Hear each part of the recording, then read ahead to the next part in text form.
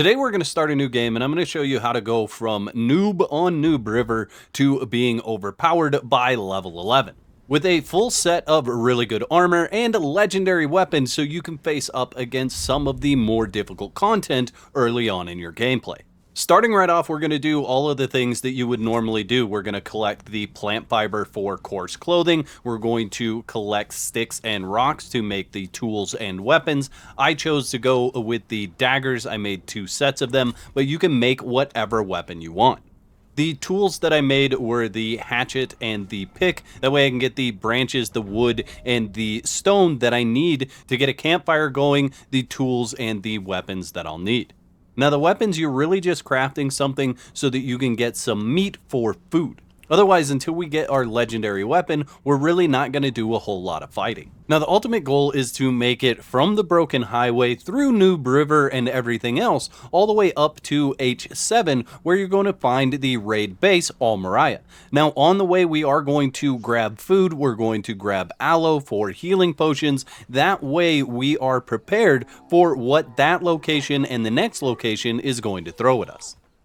Now on your way, you're welcome to stop and fight whatever you want to. If you want to level up a little bit more than I did on this journey, that's perfectly fine. Or see if you can fight some of these guys for a bit better armor. I was unsuccessful in getting armor from anything that I fought on the way up there, and I was still able to do this in the coarse clothing.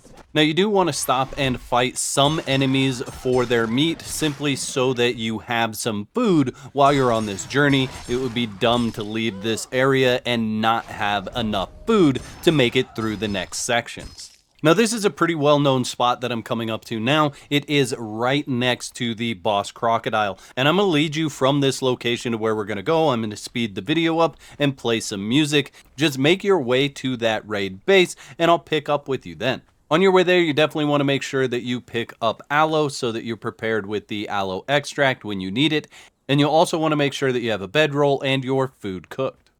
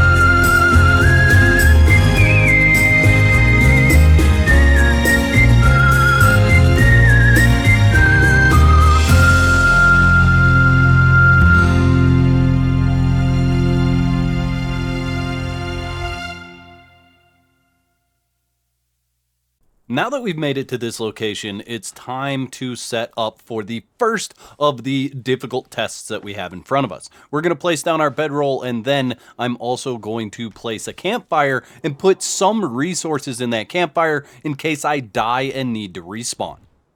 Things don't always go as planned when you're going in here. I did this earlier just testing it out, and I did have a very difficult time getting in there and not dying multiple times over and over again. So keep that in mind when you're doing this. You're definitely at risk of running into a death loop. Now you're going to want to follow along my path so that you can get in here as easily as possible. Recently, the entire base hasn't been spawning in when I'm in this area. So if that's the case, just be careful and look at the areas where you're going to run, jump, and climb to make sure those are rendered in before trying to do this. But we want to jump directly to this platform. Now, what's important here is that you pull a lot of these enemies towards where you're standing. The more of them you pull, especially if the wall's missing like it is in mine, the easier it's going to be for you to get through here without getting hit while climbing or while running through. But just like I said, follow along this path so that we can get to our first legendary. And I definitely make it look easy in this run because it just went perfectly. When it doesn't go perfectly, you are one shot to all these enemies, so they will kill you by just hitting you once. But you want to make it into this room. Don't look at the barrel like I'm doing. You want to look at the sword, pick that up, and now we have a Musashi's Black Blade. We're going to leave basically the same way we came in, and that will allow us to get away from all the enemies and lose aggro and have a legendary weapon so that we can move on to the next part of our journey. So we'll just follow along here. You can see I just jump out the other side, and then everybody's going to chase me down. So you just want to get to a spot where they're going to lose aggro, and I chose to go over the edge on the far side of this area.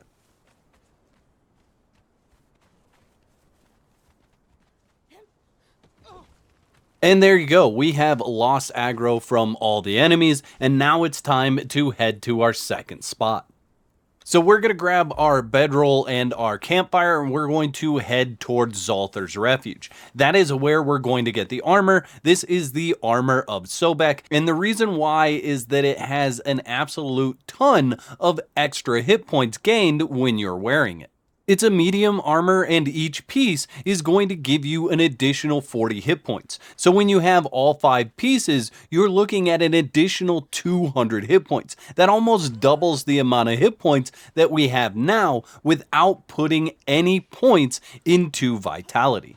Now, something to keep in mind with this armor that we're going after is that it is a heavier armor, so you may want to put some points into encumbrance. Thus far, I have not put any points into my attributes in this journey. You can choose however you want to set up your attributes. It's just about getting to these locations, getting these few items, and then playing the game however you want to in order to continue your journey for dominance in the Exiled Lands.